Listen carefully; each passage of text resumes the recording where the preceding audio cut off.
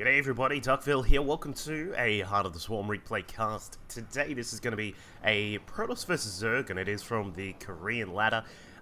This is actually just before the ladder reset, I believe. If I remember correctly, it was just before the ladder reset. But it is between two players from top 50.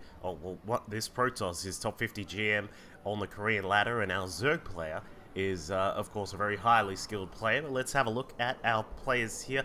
Up at the top side of Polar Knight, as our Red Protoss, it is Mr. Barcode, so we'll just call him Red or whatever. I don't know, it's the caster's bane, I reckon, when you've been, like, watching games as long as I have and casting replays for almost 3 years now. You sort of get to a point where you're like, how did we come to this, where people don't have names anymore? It's a bit unfortunate, but whatever. Down at the bottom side, I do know who this guy is. He's one of the best Zerg players in the C region, and has been representing us quite nicely over in the Challenger League in WCS NA. It is Frenetic Arrays Petraeus. He doesn't actually, he doesn't have his tag here, as I said, because this is on the Korean server. I don't think they have set up a clan over there, but it doesn't really matter. Who really cares? It's just a little thing to, you know whose team you're a part of. But yeah, we'll see how this one goes. Now, Petraeus, as I have mentioned in a couple of other videos, he's not a flashy player in terms of you know, doing all sorts of wacky little things. So not only is this not in the new patch where we have the new awesome Jaws roaches that can burrow, and when they have their tunneling claws, they actually are incredibly speedy. But Petraeus is, as I said, a very sort of just standard kind of solid player. He's not someone to do some crazy strategies or anything like that. So we'll see what he gets up to, because he's a very solid player. He's very mechanically solid and has wonderful scouting and strategy selections as to what his opponent is up to. Nice reactive stuff. He's going to go pull first into the hatchery here, just playing it safe on this map. Now, of course, this map used to have a little bit of an issue when it came to pylon blocking to actually make it, or sorry, it goes there, I should say, where you could just double pylon block off this natural and then set up another cannon to shoot down the hatchery that was there. But that has been fixed up. There was, surprisingly, there was a little bit of a gap here, but it didn't actually let any workers through, so it was a little bit wacky.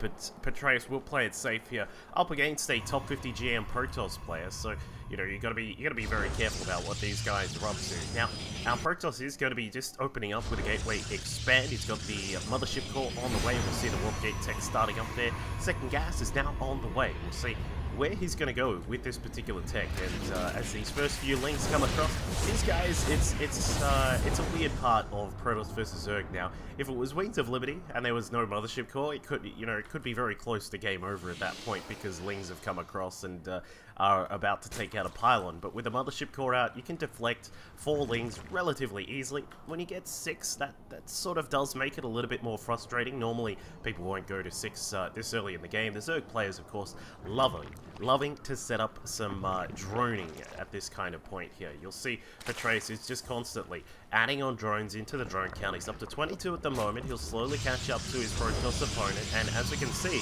Protoss player is going to whack down a couple more gates here. Petraeus trying to get this Overlord out of danger here, but unfortunately the mothership core spotting the high ground. The Overlord will continue to bounce about. He's actually going to move it to this other platform, the other Overlord platform down at the back side. So there is going to be a little bit of difficulty in scouting what's happening at the front there for Petraeus. But one thing he has done is he has caught out this little probe that was running about. Now, this is one thing as we often see from Petraeus. He's very good at scouting out for these little probes that run about. We do see another probe that heads across for the Protoss play, so we'll keep an eye on what he's up to, because his warp gate tech is just about done, and we can see that there is a robo facility up the back. So there is you know, no definitive signs of what this Protoss is up to here. He's actually going to set up a little bit more of a wall here, a little bit of a different kind of wall from our Protoss player, where you've actually set up the coverage there with the gateways, and then you've got a pylon across to the side. He had to actually remake that one because he wasn't sure what was going on with it. But Patreus does see the Robo, and he'll be able to say, alright, so we've got, you know, a relatively stable kind of opening here for the Protoss. It's not greedy. We're not taking a third base at 7 minutes or anything like that. It will have options of Immortals and Observers and these kinds of things, and in fact it will be an Immortal first, so we are going to get some kind of Immortal base push coming out of the Protoss player here today. Patreus has set up his third base, and he'll have to be very, very careful about how far he drones from this point. Of course, once you start getting up above that sort of 45 mark is where droning can actually be a bit of an issue in this particular matchup when you are dealing with a Protoss who's going for an Immortal based push. But Patreus does have 1-1 on melee and carapace coming out, so he will have a couple of upgrades, and interestingly it is going to be for Lings, so we're going to have a lot of Lings now coming out for Patreus. He starts up his lair inside the main base as well. We can see a few of these Zealots are now making their way through as they've got to be very careful because of all these Lings that are now starting to pop out, and Patreus has actually pushed his first Spinecrawler forwards and is going to establish like a really solid middle position here where he's going to just sort of try and provide some defensive coverage for the third base, but also for the main and the natural as well. The one small part that he's got to be careful of is this bit just to the left here. But he has found a pylon over to the top left-hand side of the map. We'll be able to kill that off very, very easily. The third Immortal is now on the way from our Red Protoss player. He's got a bunch of gates now starting up. We have an extra 4 inside the main base, which is going to take us to a lovely total of 7. Now keep in mind, he is not going to have any follow-up tech for this. There is no Forge that was able to get out any +1 weapons or anything like that.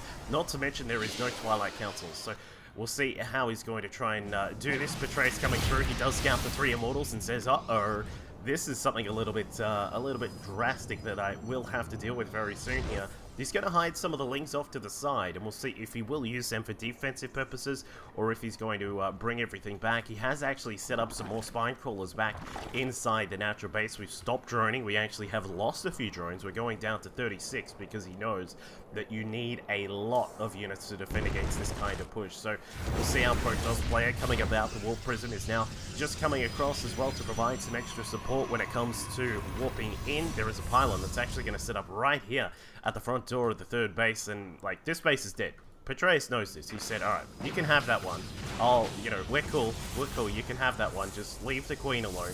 And looks like the Protoss is actually going to chase after it. There are some Lings now attacking the natural base, so these guys are going to work on the wall here. Of course, there is no Forge, so no cannons are available here for our Protoss player. He's going to have to warp in some more units here to defend if he can, but if he warps in back at home, then he can't warp in here at the front of the battle, and now we can see the effects of that.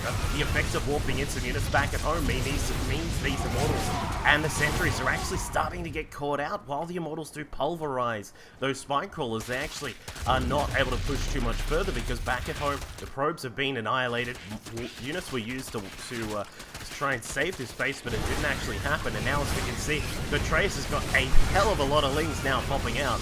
He's got 53 Lings out on the field. They are being shredded up by the Immortals, but I think that is going to be it for our Red Protoss player. Says GG and taps out because he just cannot compete with all of those Lings that are out. Patreus, just keep in mind, he also had Infestors now coming about. 4 of them are on the way. Pathogen Glands was almost done as well. So really nice preparation, scouting out what was going on. He saw that there was, you know, the Robo and then the couple of Immortals that were setting up shop as well, and then was able to put together a lot of Lings. And the key component, if you're sort of still getting used to playing Zerg or anything like that, and you're still wanting to figure out what was going on there, the workers was the big factor. Patreus recognized what was happening, stopped workers immediately, set up some Spinecrawlers, and then got prepared for the big push. So he was able to counter-attack and also bring in some Lings to save the day. Hope you enjoyed the game. Catch you all next time.